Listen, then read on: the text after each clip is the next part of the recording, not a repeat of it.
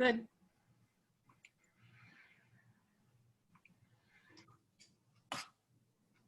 Good evening and welcome to this League of Women Voters Candidate Forum for the November 2020 election for Senate District 39. My name is Heidi Boyd and I will be moderating tonight's forum. I'm a member of the White Bear Lake Area League of Women Voters. I do not live in District 39. As a trusted and longtime volunteer, nonpartisan national organization, the League of Women Voters does not support or oppose political parties or candidates. Our mission is to support voter education and voter rights. We sponsor candidate forums to provide voters an opportunity to hear candidates' views about issues of interest in the upcoming election. This forum is being recorded, and the link will be posted on our League's Facebook page and YouTube site. In addition, local cable companies will also be replaying this recording on a schedule determined by their agency. I want to quickly go over the ground rules for tonight's forum. Introductory and closing statements will be 1 minute in length. There are no candidate props or signs allowed in the background. This forum will not be live streamed or open to the public. And really the reason for this is to ensure minimal chance of connection interruptions. If for some reason one of the candidates at this forum has an interruption in internet connection, there is an option to use the phone number included in your forum invite to re-engage in the forum. And if you miss any time or any opportunities to answer questions, we'll allow you to make that up. We have one candidate participating in tonight's Senate District 39 forum. It's Josiah Hill. Karin Housley did not respond to our invitations to participate. So we are gonna use sort of an interview format with Josiah, and I'm gonna start out with his 1 minute introductory statement, and then we'll move on to questions. So Josiah, go ahead. Well, I wanna thank you, Heidi and Lori and the rest of the team for this incredible opportunity. I am Josiah Hill, and I'm proud to be the DFL candidate running for Minnesota State Senate. I am a husband to Emily. I am the father to 3 young daughters, Grace, Cleo, and Quinn. And I'm a 20-year veteran of public high school classrooms where I've taught English, and proud to now teach for the last 16 years at my alma mater, Stillwater Area High School. And so this campaign, the reason why we entered into it is very simple to boil down to. It's the future. It's about our children and giving them opportunities. It's about making sure we have policies to protect our environment for future generations. And it's time to enact economic policy that goes to work for every Minnesotan, not just those in the privileged and wealthy class. And so that's the work ahead. And we are so honored to have wonderful support out there. The response has been great. And I've been looking forward to our time to talk here tonight. Thank you. I'm going to jump in with some, with a tough question around the state budget. There are predictions of a large state budget deficit due to the pandemic. How does that information shape your view of how to prioritize what the state should do in 2021 to assist residents who are unemployed or otherwise impacted by the pandemic? You bet. The last 6 months have shown us so many things. And if you're at all like me, taught you so many things as well. I've seen things and experienced things that I never thought I would. And so as we look ahead, yes, I am very familiar with the projections that we're going to see a pretty significant deficit. And I know that we're going to need leadership at the Capitol that's gifted in the way of listening, able to empathize, and leadership that understands that our system is designed to work based on compromise and in working together. I think for far too long, Minnesotans have become disenchanted, and even greater so in the last few sessions, seen the divide in the work that is left undone because our lawmakers can't seem to find a way to work together. As we move forward, I think it's important to look back in history. I think it's important to recognize that when we emerged as a leader here in Minnesota out of the Great Recession just a short time ago, 10, 11 years ago to be precise, that lawmakers at that time asked Minnesotans at the top end of our earning elements to provide a little bit more to support Minnesota to come out of that. And we did, like we do so often here in Minnesota, prove that we can lead when we ask to work together and for everybody to do what they can for our communities, for our neighbors, and for each other. And so that is going to be a challenge, and we look forward to that challenge ahead, to making sure that our economy and our systems work for every Minnesotan.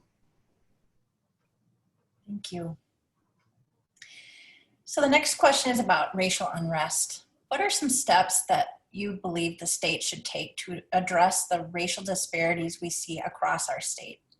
Yeah, we certainly do have work to do in this area. And this has become an increasingly politicized point that I believe that as you watch the news unfold, that you're seeing different elements emerge as far as who's going to own the quote unquote high ground on these questions.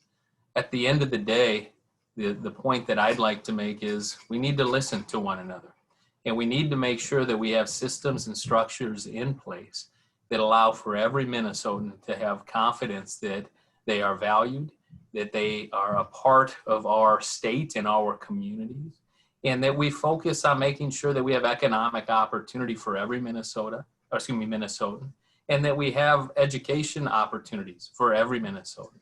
We have some work to do when it comes to our gaps in our education system.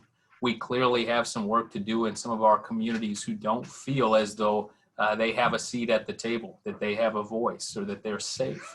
And so as we step forth, we need to make sure that we listen deeply, that we act with empathy, and that we move forward together as a state. I don't see another option. If we're going to continue down the path of divisiveness and divide, that puts us as a state in peril, and it's time to work together for the future of this state. And you'll have to forgive me, I can hear the little ones upstairs. This is the wonder of the Zoom era, right? So you may hear some thumping and some squealing up the stairs there. No problem, sounds great. So switching gears to the climate, do you have plans for addressing climate? If so, what are your priorities in this area? Yeah, absolutely. I was inspired and enthused when I first heard about Governor Walz and his work to get our electricity grid carbon free, to go green by 2050. It's now become clear to me that we can beat that time frame significantly by a decade or more. I've been doing a lot of studying of other states who have led in this way. And, you know, I believe that there are opportunities for Minnesota to once again lead. In a time of deficits and economic challenge, this can be difficult, but we need to be strategic with our investments. And I think that Minnesota needs to provide our young people and our workforce with the opportunity to lead in green energy and continue to move that process forward. Look, it's no longer economical to burn coal. Producing wind and solar is now cheaper, and it makes better sense for the long term as well. And so as we step forth, there are opportunities for us to grow, to put the infrastructure in place and the educational programs in place, to once again lead. And you're going to hear that as a theme here tonight from the comments that I'm making. Once we have our electrical grid in hand and we're moving forward in that way, we need to pivot to the transportation sector and to ag as well, because there's opportunities for us to grow and to do better work as far as protecting our environment in those ways. And, you know, I grew up here in Stillwater, and I grew up the hill from the beautiful St. Croix River. And, you know, with just a short half-an-hour bike ride, we could get down there to enjoy that jewel in that beautiful place. And I recognize well that we have only one opportunity to preserve places like the St. Croix River, places like Forest Lake, the beautiful areas up in Chisago Lakes and around those communities. And, you know, the boundary waters, Lake Superior, our forests. It's a one-of-a-kind place. And without steadfast, ongoing, and consistent work, we put those beautiful places in peril. And we can't do that. We just can't do it. The stakes are far too high for the next generation, the generation I'm hearing play upstairs, and 10 generations beyond them, that we need to be vigilant and make sure that we focus there from now on.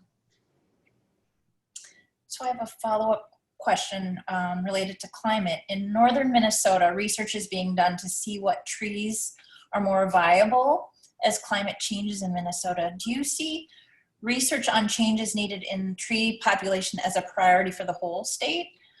And if so, how should this be moved forward? Sure, and I'm not going to pretend to be an expert or an arborist or anything on that scale. But what I'll tell you is, I believe deeply in science, and I think that science can continue to point the way forward for a bright future. And if we are going to focus there and lead in a way that's going to take us to the brightest possible future, that's where it begins. And so there will be experts that will emerge in those fields, and they will tell us what they have found. And, you know, I think it's important to note often, I think it's important to note loud and in a straightforward fashion, not to cause friction or to attack anyone. But I need to say it clearly. Climate change is real, and it's happening around us. And for those who claim otherwise is a betrayal of science, and it's a choice. It's a conscious choice not to trust in the facts that have emerged. And as we step ahead, this will be the greatest challenge that faces Minnesota. I know that's hard for some of us to see in the midst of this awful virus and this challenging pandemic, but climate change is real, and it's something that we need to address head on. And need to do it right away. Thank you.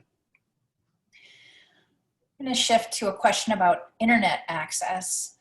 What do you feel is the role of the state in pursuing internet access for all citizens of the state, and why do you believe this? Well, this is about economic opportunity and about educational opportunity and equity. We have work to do here, and we do have a role as state government to play. Is in ensuring that folks have access. And so anything and everything that our lawmakers can do to put this vital infrastructure in place can only benefit all who find Minnesota their home. And so I see that there is a role to play. I think it should be a priority. We have many folks who are hurting even before the pandemic hit, but certainly economically due to this challenging time. And without that broadband, without that high-speed internet access, they're severely limited in what's possible for them as far as being entrepreneurs and expanding our state forward. And so I do believe there's a role to play. I think it's a priority. And I think we partner with anyone who will partner with us to get as many Minnesotans access as possible, as quickly as possible, and move that forward. Okay, thank you. Shifting to housing, what should the state legislature do to address affordable housing in District 39? Yeah. Well, this is an issue around the state, and many of you are following in real time some of the news stories that are recurring that center around this issue. Once again, this is I believe it's an economic issue. I believe that it's a moral issue, and that we need to move forward so that everybody in Minnesota has an opportunity to find a place that is home. And, you know, without pressure being put on this and brought to bear, without these conversations taking place, without listening happening, we're going to continue to see homelessness and homeless rates that aren't sustainable for our state. Stable housing is something that allows for opportunity. It allows for growth, and it allows people to become viable members of their community. This is a healthy choice. To move otherwise, I believe, is maybe penny wise and pound foolish as we step forth. And so people deserve that opportunity. Our communities are enriched by affordable housing being a part of every community. And I think it's the right thing to do as we move forward. So a follow-up question on housing.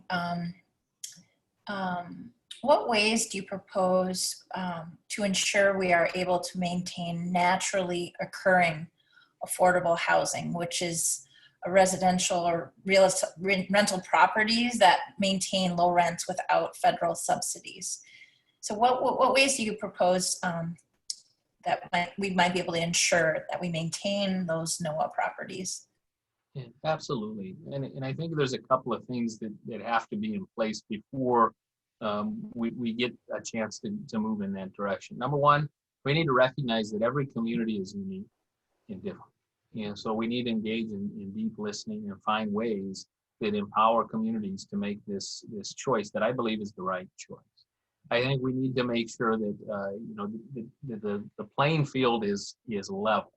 And when we have an economy that works for all Minnesotans, when we have an education system that allows for every child, it doesn't matter where they're from, it doesn't matter, like I said, their zip code, their income, their identity, their ethnicity, their race, no exceptions. When we have an economic system that works for everybody, and an educational system that works for everybody, this is going to help to level that playing field and ensure that everybody's able to achieve a place called home.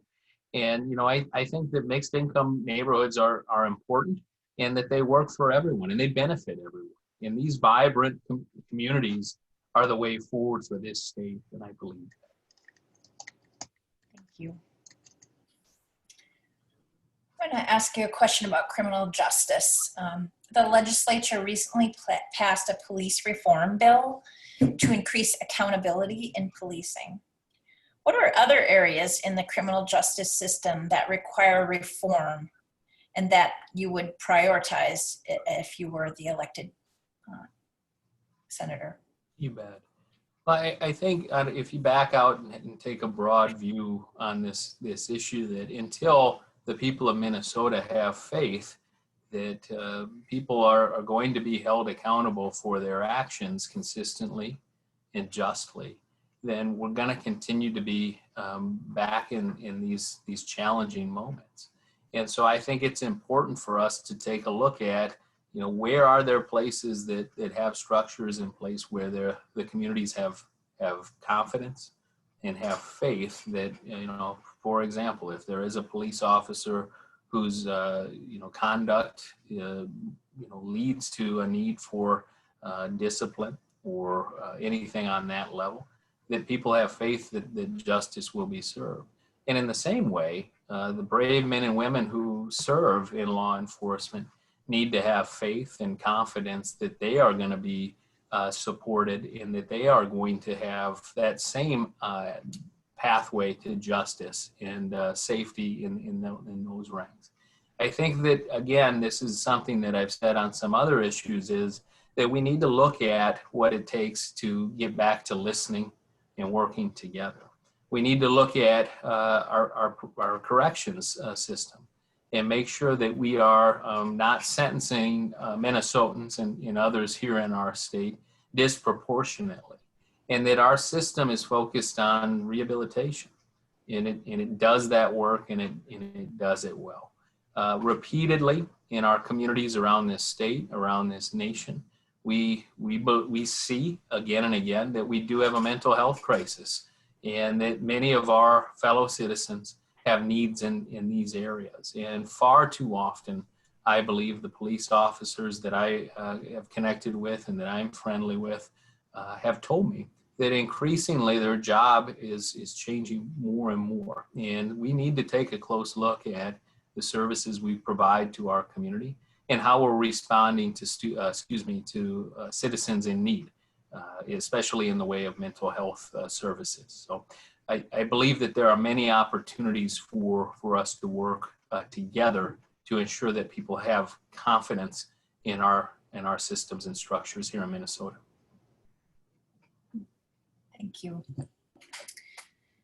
So moving on to healthcare, What are some concrete ways that the state legislature can make healthcare more affordable for Minnesotans?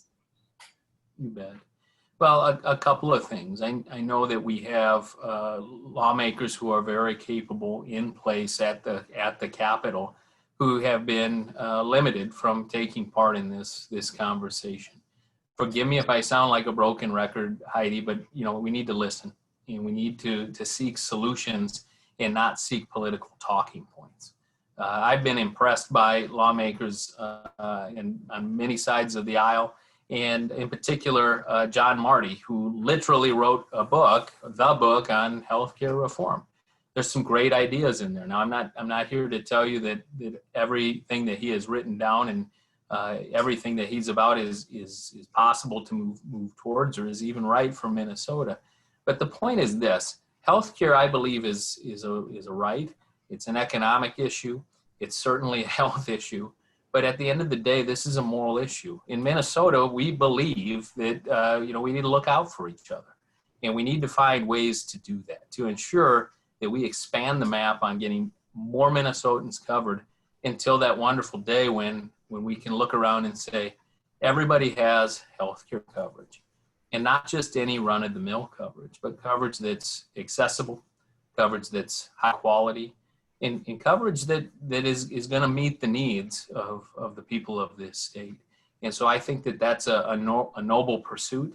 And I think it's something that our lawmakers should be focused on together rather than used as a divisive wedge issue that continues to seem to have a lot of friction around it. And looking ahead, I have great hopes that we can begin to expand that map to cover more Minnesotans as soon as this next election cycle wraps up and the new legislature is seated in January.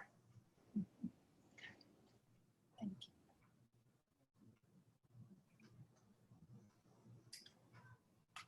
you. Moving on to education. Higher education is very expensive, but Minnesota needs a well-educated workforce if we are to prosper. How do we as a state make higher education, whatever form that may take, something that everyone can afford? You bet. This is a great question, and I'm so glad that you asked it. I mentioned in my introduction that I am a public high school teacher.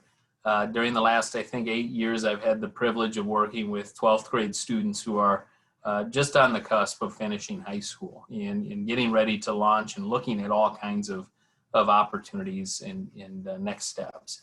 And the one item that I hear the most from students is their concern about the cost of higher ed.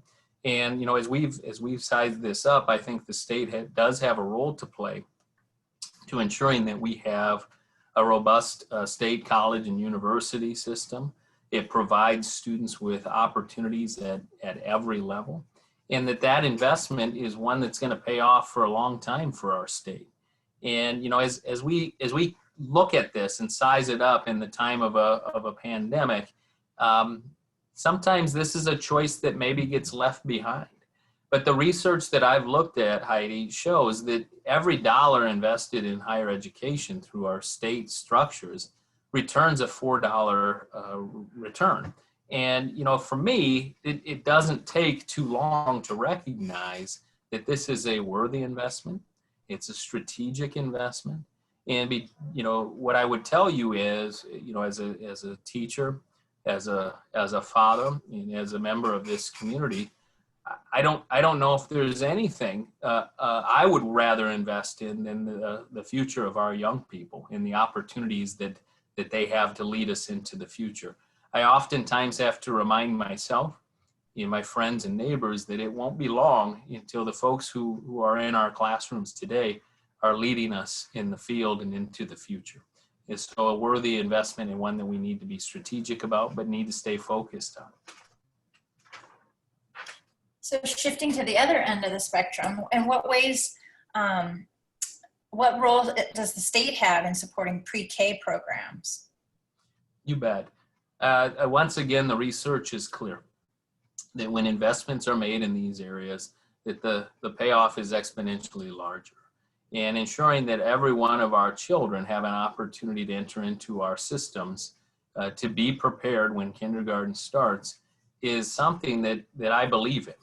And I have to be honest with you, this morning was the first day of school here in Stillwater Public Schools in person for kids at the elementary level. And my 4-year-old daughter, Quinn, our third born, went to school today for the first day of her schooling career with her big sisters and entered into our pre-K system. And we couldn't be more proud of that system. We couldn't believe in it more. And my hope is that we can expand this so that it's available for every Minnesota child. And everybody who finds themselves here in our state can access that programming to provide them with the best, the brightest, and the most opportunities into their future. It seems to me that when we talk about how are we going to invest in these things, the question to me isn't, should we or can't we or what it may be. I think the question for me is, how can we not? How can we not ensure, if the research is clear, that these programs pay dividends for our children deep into their life span, that we need to make it happen and find the right way forward there. Thank you. We had a question come in about elder care. Could you please speak to any questions or concerns or considerations you might have about elder care in Minnesota? You bet. I think there's a couple of layers that lead me to concern. Number one is accessibility. And, we have communities around our state who don't have access to high quality elder care. What goes along with that is affordability, and ensuring that the policies that are put in place, including some by the incumbent in this race, Senator Housley, allow for facilities to serve our elder population. And, as opposed to serving the corporate interests that run these facilities. We need to ensure that the folks who are employed in these facilities have access to quality professional development and a living wage, and that they're allowed to be vibrant parts of the same communities where they are serving the folks who are living in these facilities. I believe this leads to an amplifying effect that leads to better care, higher quality care for our aging population, and leads to better and stronger communities. And so I think that there are some opportunities to move forward there.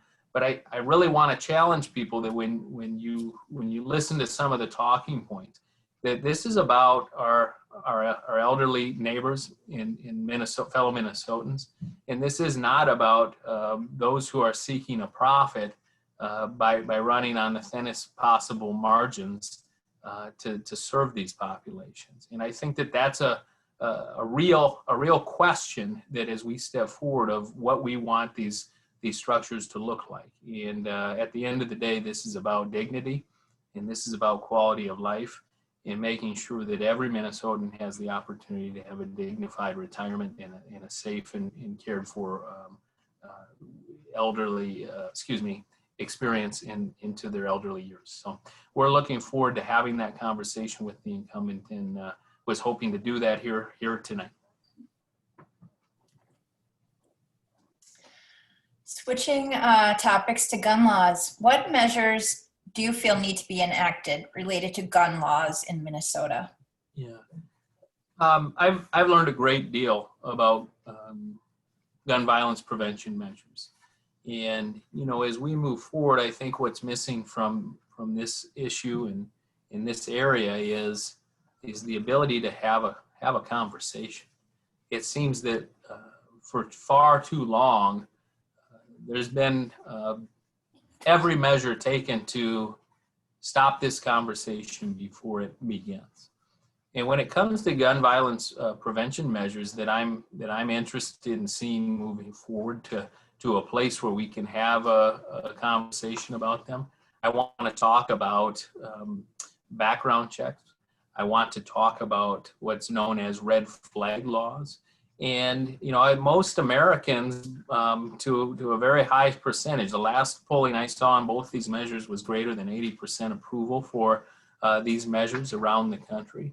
It's time to have the conversation. Now, what we've seen in the last few sessions at the Minnesota State Capitol is a Senate majority lead on the GOP side that has blocked these conversations and blocked the ability to have robust dialogue around what Minnesotans need, deserve, desire, and what's going to keep people safe. I've mentioned it a few times. I'm the father of young children.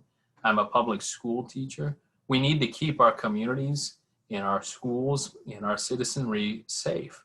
And, at the end of the day, I do not see those as incredibly controversial measures. Like I said, there is incredibly robust support for those elements in that legislation as we step forward. And I think they begin to have a real impact as the years unfold. I think that, we have to look at the idea that gun violence takes place in the way of homicides, but it also makes suicide ever more possible. And we need to make sure that we're taking weapons away from people who are in danger of hurting others and in danger of hurting themselves. And I think this is good policy to protect, again, our brave women and men who serve in law enforcement, to give them the tools that they need to keep our communities and to keep each other and themselves safe as we step into it. And so I think that those are the two that come to mind right off the bat. But I think it's time for us to allow for conversation to take place. For far too long, again, I made a similar comment earlier on, Heidi, in our time together here. I believe that state government has led to disenchantment and frustration and resentment. And that's not what government's about. Government is about working together to ensure that we find pathways to improve the lives of the people of Minnesota, every last one of them. And that would be my hope on these issues surrounding gun violence prevention legislation. Thank you. I just wanted to pick up on your last comment about frustration. We had one question come in from a Minnesotans from District 39, just asking, how are you going to operate differently if elected in regards to some of the stalemate and the infighting and that kind of thing in the state legislature? What are some ideas that you have to get past that and move to making real progress? Absolutely. Number one, as I've watched the incumbent serve in this seat over the last two terms, I've been increasingly concerned that I can't find examples when the incumbent voted in a way that had anything to do differently than what her caucus lead has voted for over those years. And I think that, again, you heard me say listen deeply, be available, be visible in the communities and reaching out to the constituents that we serve over here, and following through on their desires and what they're hoping their leadership leads towards. Because at the end of the day, I think back on the incumbent's run for U.S. Senate in 2018, she repeatedly told us it's time for a new voice in politics. That was one of the taglines of that convention. And when that tagline follows quickly on the heels of her demonstrating and speaking to the idea that she wants to be the incumbent president's rubber stamp in that body, that isn't a new voice. That's more of the same. And so a leader that is willing to listen, willing to do the work, get engaged and do the deep work it takes to lead for change, and that has the courage to step outside of maybe what their caucus leadership is feeling in order to serve their constituents and to move this state forward in a variety of different ways. And I think that's something that people desire on a very high level, because they haven't seen a lot of that of late. And that would be the approach that we look forward to adopting following this election here. this very important election coming up in 2020. And I want to put my first plug in for this, and I've always been impressed by the League of Women Voters and the work that they do to get people registered and to ensure that people have access to the polls in this community and in every other community that I've ever lived in. And I know they have an active voice and they do great work there.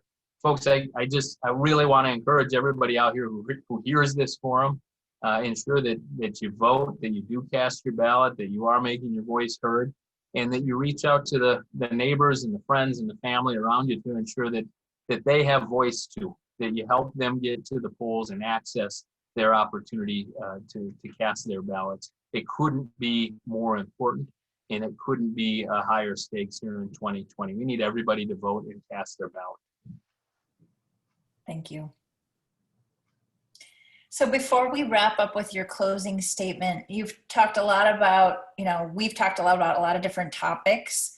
What are your top 3 areas of public policy that you are most passionate about and where you really hope to make an impact if you are elected? You bet. I think it begins with looking into the future, Heidi, and kind of full circle. We are not interested in leading in a way that's going to serve the next 10 minutes or 2 years. This is about the long view for this state of Minnesota. Number one, we need to ensure that we enact, have the conversations, listen deeply to the stakeholders here in Minnesota about the importance of protecting our environment, taking measures to ensure we have clean water, clean air, clean soil, and that we take the climate crisis head on. If the climate crisis is allowed to expand and move forward unchecked, we're not going to have the quality of life that we've come to love and expect here in this beautiful place. And so that work needs to begin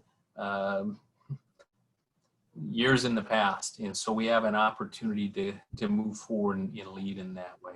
Number two, this is about the generations to come. Not just the next generation that I see in my classrooms every day and that I have the privilege and the honor to serve each day in my classroom at Stillwater Area High School. And this is about every child in Minnesota and making sure that we don't take our eye off the ball of investing in their future. I don't think it's a stretch to say, and I've often said it, our greatest natural resource in Minnesota is our young people. And we need to give them the foundation to grow and expand and lead us into this bright future.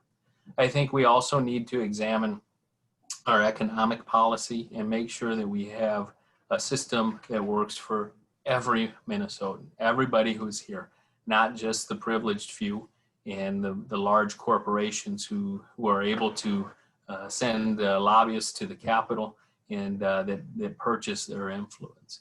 And all of those elements together, I believe, point us on a path, a good path, a path where the future is bright, in a future where Minnesota, as it has in the past so often, is once again perceived as the leader that it is and that it should be.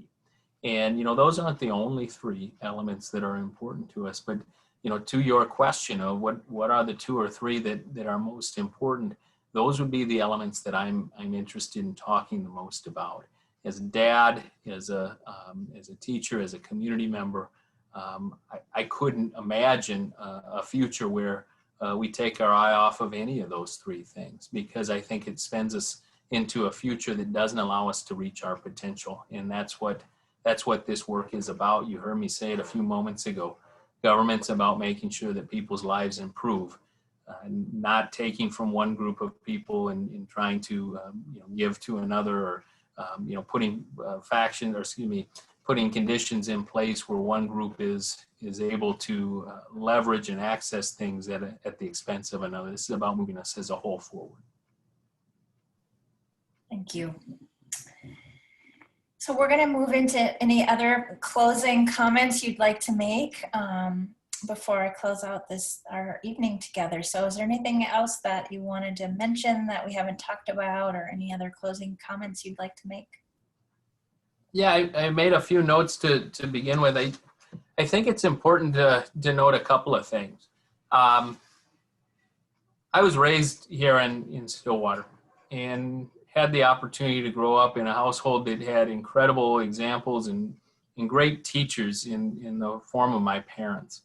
My father worked for an organization called Young Life here in the St. Croix Valley for 35 years. My mother was what we referred to in that time frame, a teacher's aide, now known as a paraprofessional or an education support professional, and really demonstrated, both of them in tandem and in their own ways, the value of service, what it means to serve. And it was made very clear to me at a young age that we are all called to serve in our own ways and to give back to our communities and the people around us. And that's precisely the kind of leadership that I plan to bring to the state capitol in the 2021 session after this election cycle and this just critical election in November. And as we look forward, I think oftentimes that's what people perceive as missing from those chambers at our Capitol, certainly on the federal level, where they believe that dysfunction reigns, where they believe that nobody's interested in finding a way forward. They're only worried about, quote unquote, winning for their side. There should be no sides here, only the people of Minnesota and our future. We've spoken now for almost 45 minutes here, and we really have only briefly skirted the edge of the pandemic and this awful virus that we are experiencing in real time. Never in my wildest dreams did I believe that I'd be leading classrooms in the way that we are forced to do so today, to find ways that are safe for our young people, that I'd be living in a time where public safety has become a political football, and in a time and a place where it seems like people won't listen when we want to talk about the very important elements of not just the public health and safety, but how do we address this without unduly in a terrible way permanently damaging our state's economy.